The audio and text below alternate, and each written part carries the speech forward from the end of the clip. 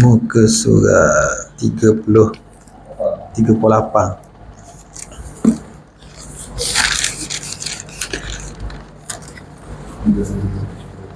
Bismillahirrahmanirrahim. Assalamualaikum warahmatullahi wabarakatuh. Alhamdulillahi rabbil alamin. Wassalatu wassalamu ala ashrafil anbiya'i wal mursalin Sayyidina Muhammad wa ala alihi wa sahbihi ajma'in. Qala rabbi israh li sadri wa yassir li amri wahlul 'uqdatam min lisani yafqahu qawli. Subhanaka la ilma lana illa ma 'allamtana innaka antal alimul hakim. Wala hawla wala quwwata illa billahil aliyyil azim. Alhamdulillah, pada malam ni kita sambung lagi bacaan kitab Sirah Nabawiyah kita, Rahiqul Maktum, karangan Asy-Syaikh Mubarakfuri rahimahullahu ta'ala. Kata pengarang rahimahullahu ta'ala, denyut nadi agama Yahudi, Nasrani, Majusi dan As-Sabi'ah di tanah Arab. Malam ni kita baca bagaimana agama Yahudi, Nasrani dan Majusi serta As-Sabi'ah berada di tanah Arab. Jumpa tak? Jumpa? Di bawah tajuk agama. Ya.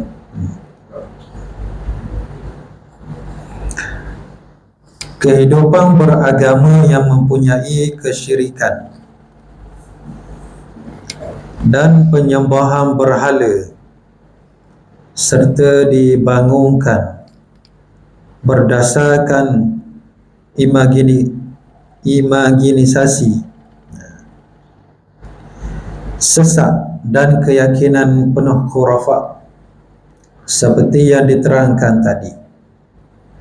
Itulah yang dijalani oleh sebahagian besar masyarakat Arab, sedangkan sebahagian kecil yang lain boleh ditemui pemeluk agama Yahudi, Nasrani, Majusi dan As-Sabi'ah di beberapa wilayah Arab. Sebelum ni kita telah baca berkenaan dengan agama Nabi Ibrahim alaihissalam yang telah diselewengkan apabila Amru bin Luhai daripada suku Al-Khuza'i pergi ke negeri Syam, lalu dibawa balik patung berhala bernama Hubal. Peristiwa ini berlaku 400 tahun sebelum Nabi SAW lahir. Dan berhala Hubal ni diletak di dalam Kaabah. Pada minggu-minggu sebelum ni kita telah membicarakan kesatan dan khurafat yang direka dan mengubah ajaran Hanif daripada Nabi Ibrahim alaihissalam, sehingga tinggalnya amalan-amalan yang masih berbaki, antaranya tawaf di Kaabah, mengerjakan haji, bermalam di Muzdalifah, melontar jamrah di Mina, serta di Bai'atul Aqabah. Tapi walaupun dia buat kerja haji, tapi disusuli dengan pengaruh-pengaruh jahiliah yang bawa syirik kepada Allah Subhanahu wa taala. Jadi kita telah bincang berkenaan dengan kesesatan puak-puak jahiliah yang menyeleweng, yang mengubah dan menambah-nambah ajaran Nabi Ibrahim alaihissalam sehingga mereka hidup dalam keadaan jahil beragama. Di sana di tanah Arab juga adanya agama lain yang dianut, antaranya agama Yahudi. Orang Yahudi. Antara lain lagi ialah agama Nasara, agama Nasrani,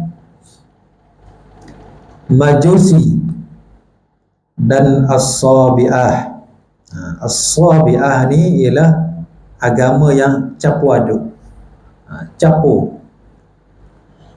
Kebanyakan agama As-Sabi'ah ni berada di Iraq dan di Iran, di Parsi dan di Iraq pada zaman itulah.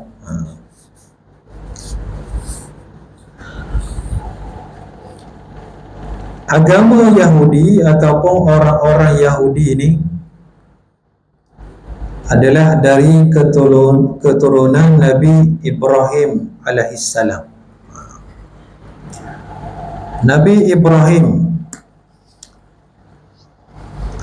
dia ada dua orang isteri. Kita cerita dah, baca dah sejarah Nabi Ibrahim.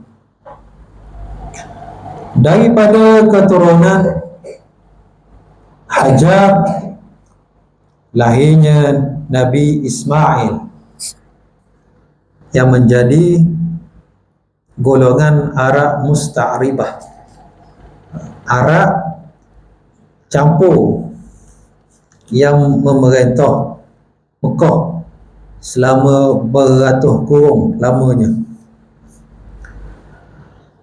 Dan Nabi Ibrahim terpahantar Siti Hajar dan Ismail ke Mekah, dia balik semula ke Palestin. Dan ada seorang lagi, isterinya yang pertama namanya Sarah. Sarah ni kahwin lama dah dengan Nabi Ibrahim, tapi tak dapat anak. Lepas Nabi Ibrahim kahwin dengan Hajar, setengah ulama tafsir mengatakan 15 tahun selepas Ismail lahir, barulah Sarah ni mengandung Nabi Ishaq.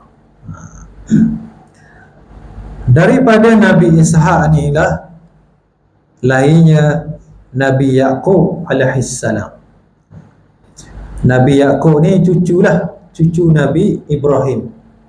Nabi Yaqub ni lah digelar Israel, hamba Allah. Inilah asal usul perkataan Israel. Duduk mana ni? Duduknya di Palestin. Asal usul Israel ni adalah di Palestin. Di Palestin. Sebab tu dia nak orang Palestin. Dia kata aku asal usul situ, tok nenek moyang aku situ, dia kata. Kalau dah kalau kita sebut Israel laknatullah tu lagu mana pula? Ada juga hak bincang dekat ni dak. Israel laknatullah hari ni tu bukan kita kata ke Nabi Yaqub. Kita kata ke negara Israel orang cadah hari ni tu. Tak. Negara Israel laknatullah tu hak duk di Israel tu. Maksud situlah. Ada juga ustaz kata dak air ni kata gitu, kena kata Yahudi laknatullah. Tak. Ya balah lah. Tak. Orang Yahudi ni ada juga orang masuk Islam. Tak. Orang Yahudi ada masuk Islam. Dan Nabi Yaqub ada anak dia nama Nabi Yusuf alaihissalam. Nabi Yusuf ni lah yang bawa kaum Bani Israel berhijrah ke Mesir. Orang yang Nabi yang bawa keluar Bani Israel daripada Mesir ialah Nabi Musa alaihissalam, zaman Nabi Musa.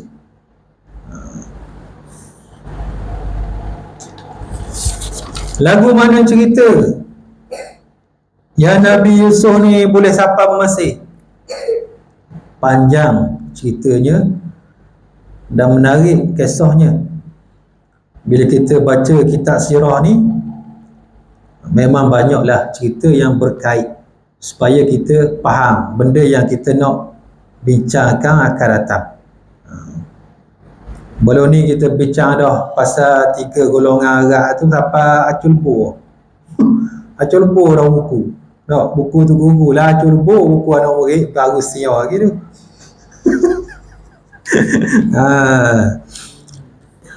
Jadi malam ni kita bincang bagaimana orang Yahudi, orang Bani Israel ni boleh pergi ke Mesir.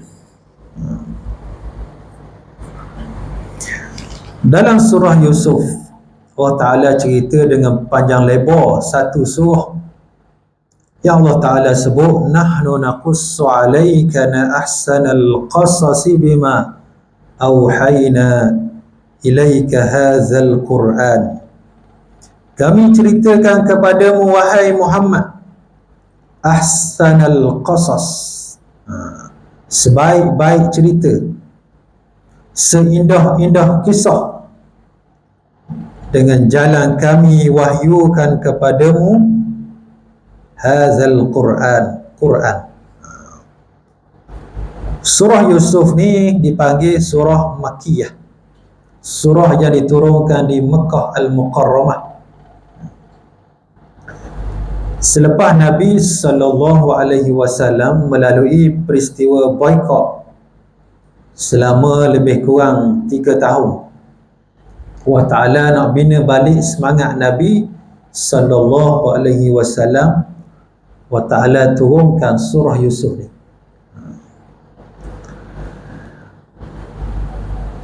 Dalam surah Yusuf ni salah satu-satunya surah yang menceritakan riwayat hidup Nabi Yusuf, bermula daripada dia lahir sampailah dia berjaya menjadi Al-Aziz, Perdana Menteri di Mesir. Ceritanya menarik. Kalau itu cerita dah habis malam ni. Namanya ialah Yusuf bin Yaqub bin Ishaq bin Ibrahim. Nabi Yusuf ni maknanya cici kepada Nabi Ibrahim alaihissalam. Ayah dia Nabi Yaqub tu cucu Nabi Ibrahim. Jadi hebat ni tau. Mana keturunan dia tu siapa Nabi Yusuf tu? Nabi Yusuf, Nabi Yaqub, Nabi Ishaq, Nabi Ibrahim. 4 beranak ni Nabi belaka. Sebab tu Nabi Ibrahim dipanggil Aba Anbiya, bapa segala Nabi-Nabi. Nabi Yusuf ni ada 12 orang adik-beradik dia. 12 orang. Dalam kitab tafsir tak ada disebut nama 12 orang ni. Macam-macam nama dah. Bunyamin lah, Wasi lah, Hadi lah, macam-macam nama. Itu adalah cerita rekaan daripada Bani Israel yang reka nama-nama tu. Kita tak jangan rajin carilah. Tak ada sesa pun hak sahih nama 12 orang ni, melainkan seorang aja, iaitu Nabi Yusuf alaihissalam. Ini saja. Sebelah orang lagi tu dah tahu nama dia. Kalau rabuh nama juga, tu cerita tu adalah cerita rekaan yang ditolak oleh kebanyakan ulama yang menafsirkan surah Yusuf ni. Anak Nabi Yaqub, yang Nabi Yaqub paling sayang sekali ialah Nabi Yusuf alaihissalam. 12 orang ni hak paling sayang sekali Nabi Yusuf. Nabi Yusuf kecil lagi. Dalam ayat keempat Nabi Yusuf, ahada asyara kawkaban wasyamsa wal qamar ra'aitumuhum li sajidin. Allah Ta'ala sebut Nabi Yusuf ni masa kecil dia mimpi ada 11 bintang, matahari dan bulan sujud kepadanya. Nampak? Dia cerita ke ayah Nabi Yaqub, aku mimpi malam ada 11 bintang. Lepas tu aku mimpi tengok bulan dan matahari sujud pada aku. Dan Nabi Yaqub ni Nabi yang pandai menafsir mimpi.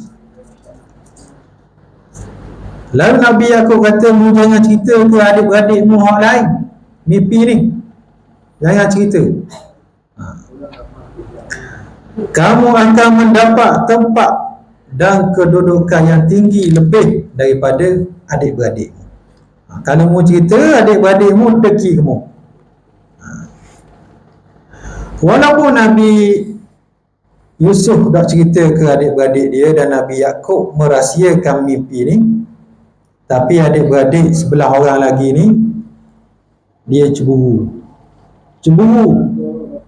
ke Nabi Yusuf. Dia kata, korang ni ayah sayang seorang je, sayang ke Nabi Yusuf je, jaga sangat Nabi Yusuf ni. Nabi Yusuf kecil lagi.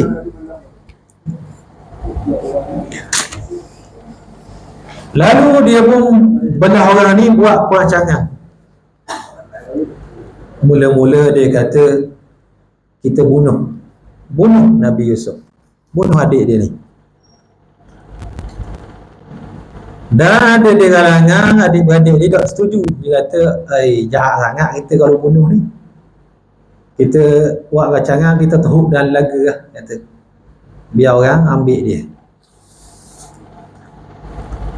Lalu Nabi anak-anak sebelah orang ni pun pergilah jumpa Nabi Yaqub, minta kebenaran nak bawa Nabi Yusuf ni pergi bawa jalan main. Dia kecil budak-budak ni, bawa jalan jauh. Nabi Yaqub tak mau lepas. Dia kata, aku dak percaya kamu, kata ni. Kan ada napa-napa berlaku ke Yusuf kan? Sayang ni, Nabi Yaqub sayang. Lalu sebelah orang ni mau pakat janji lega. Jangan bimbanglah ayah, kami jaga molek ni Yusuf ni. Kami akan jaga molek. Kami tak akan buat dia hilang ke mana ke. Kita akan jaga molek. Nabi Yaqub percayalah, percaya ke anak dia.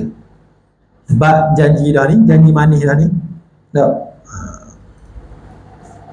Bermula daripada sebelah orang adik-beradik Nabi Yusuf ni lah zahirnya perangai orang Yahudi sampai hari ni. Yang pertama sekali, mukir janji, buat perjanjian gencatan senjata. Tak, tiba-tiba dia akan serang pula. Ajak orang, kita kena buat gencatan senjata. Tiba-tiba dia pergi serang orang pula.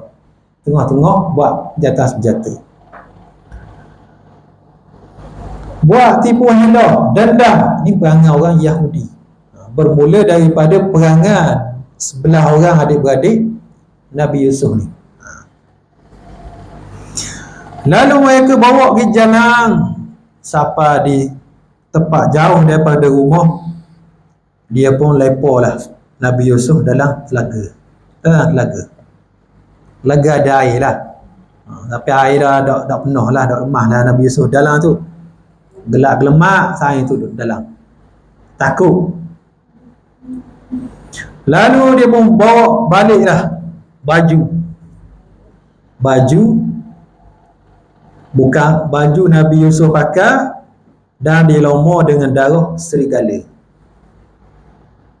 Belah orang ni balik di rumah dia nangis-nangis khabar, minta maaf banyak ayah, Yusuf kena makan di serigala dah, kata dia. Mati kena makan di serigala. Nangislah Nabi Yakub. Nabi Yakub dah percaya. Dia kata Yusuf ni hidup lagi, kata. Ada setengah riwayat mengatakan Nabi Yakub ni nangisnya sebab rindu kepada Nabi Yusuf ni sampai buta mata.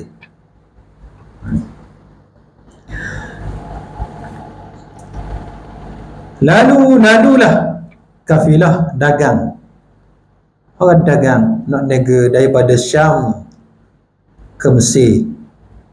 Kebetulan telaga ni memang duduk di laluan dagang. Ada seorang ahli dalam rombongan kafilah dagang ni nak pergi ambil air, dia pergi telaga. Tengok-tengok cepok air dengan timba, gantung budak seorang naik. Tak? Lalu dibawalah Nabi Yusuf alaihi salam ke Mesir dan dijual sebagai hamba di pasar. Disebut dalam surah Yusuf, dijual harga Nabi Yusuf ni dengan harga yang sangat murah, lebih kurang 6 dinar ataupun 6 dirham. Murah sangat jual.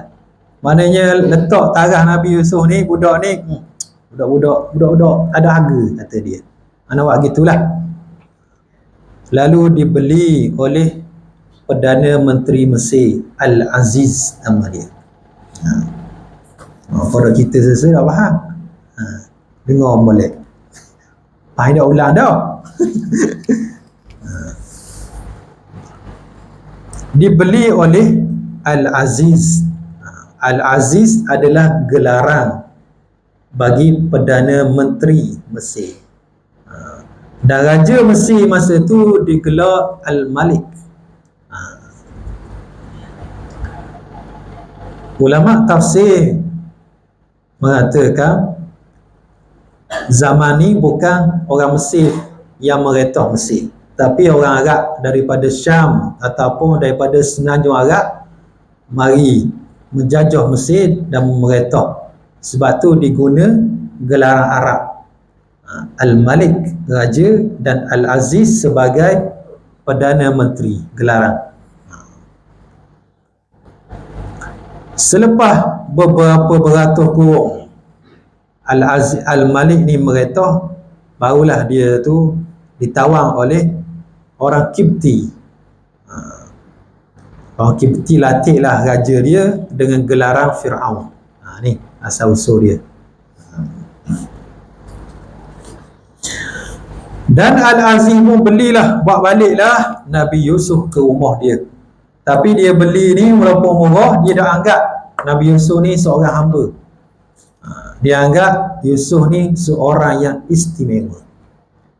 Siapa di rumah, siapa di istana, dia suruh bini dia.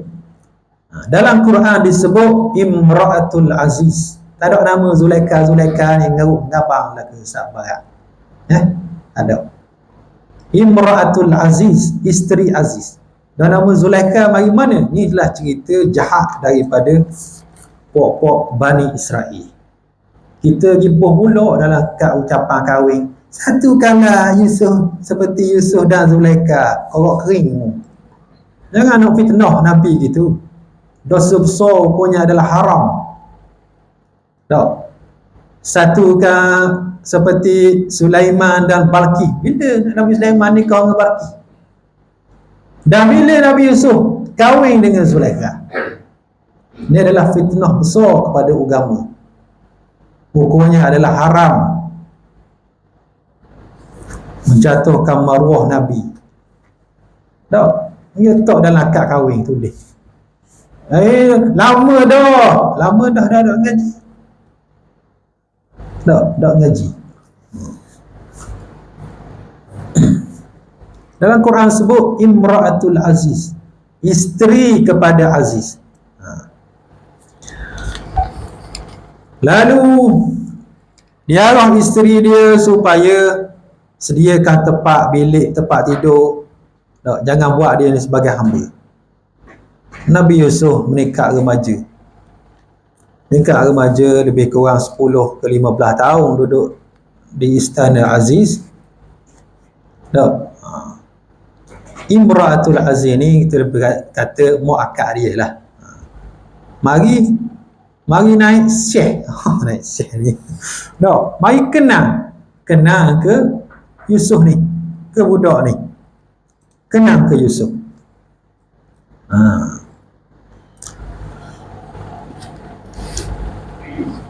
Lalu dia pun nak goda lah. Dalam Quran sebut cerita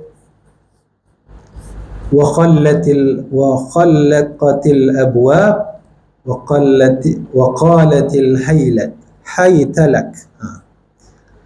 Ditutup pintu, segala pintu-pintu, dan dipujuk Yusuf, marilah dekat sini ni.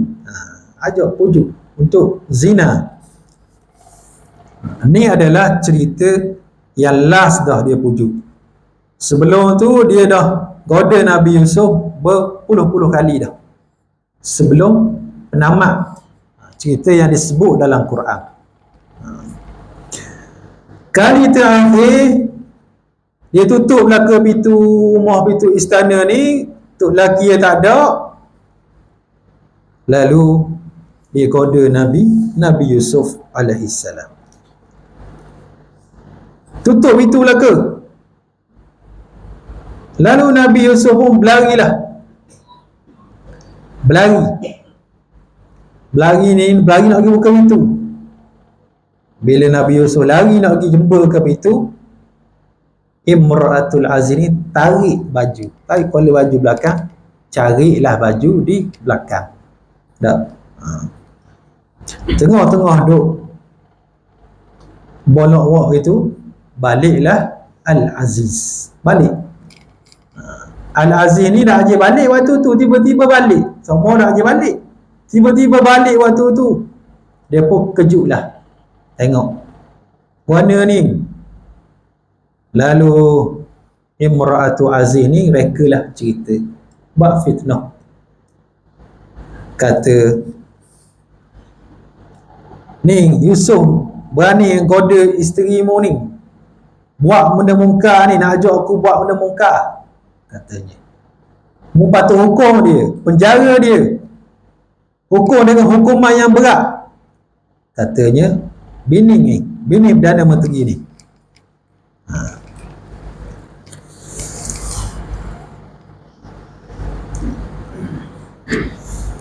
Lalu Aziz ni pun cerdik juga. Dia pun pergi tanyalah seorang lelaki, anak beranak bini dia. Pergi ke rumah, pergi cari. Lelaki ni kata,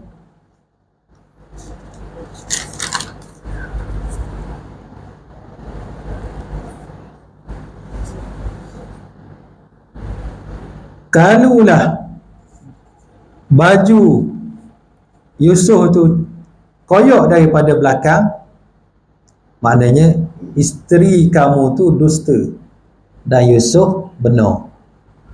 Kalau baju Yusuf tu koyak daripada depan, isteri mu benar, Yusuf dusta. Kebetulan orang lelaki ni tak tengok lagi keadaan baju yang dipakai oleh Nabi Yusuf alaihissalam. Cuma dia dengan ilham dan kebijaksanaan yang Allah Ta'ala kurniakan, dia pun baliklah, Al-Aziz baliklah ke rumah, dan dia tengoklah memang bini dia tu salah, dan bini dia tu dusta dan reka cerita fitnah kepada Nabi Yusuf alaihissalam. Lalu puan ni tak puas hati lagi. Dia main play waiting, masa keadaan. Kata dia ni jadi masa keadaan pula, padahal dia tukang awak mana. Mu percaya ke budak ni? Kata dia, budak tak kenal jasa ni, kita ambil bela daripada kecil, tiba-tiba dia nak goda aku, dia nak buat ajak aku buat benda munkar, kata dia. Mu patut jaga dia, mu patut buat jatuh hukuman berat ke dia. Aziz kata, sekarang ni mu salah tak? Lalu Aziz ni jenis geng takut bini kau. Aziz ni geng GTB, geng takut bini Aziz ni rupanya. Tak berani nak ambil tindakan pada bini dia.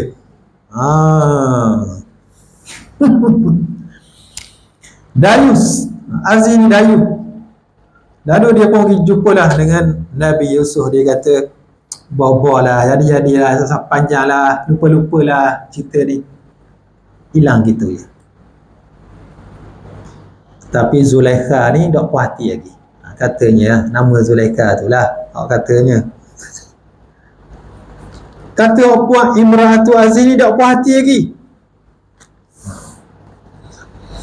Imratu Aziz ni tak puas hati sebab ada bini-bini menteri duk gosip. Mak-mak dating pula duk gosip sama-sama diri. Dia kata, mana tu bini-bini menteri, apa benda ni, layan ke hamba, kenal ke hamba, goda ke hamba. Berita ni mula tersebar di luar istana. Jadi orang cakap ramai geger lah.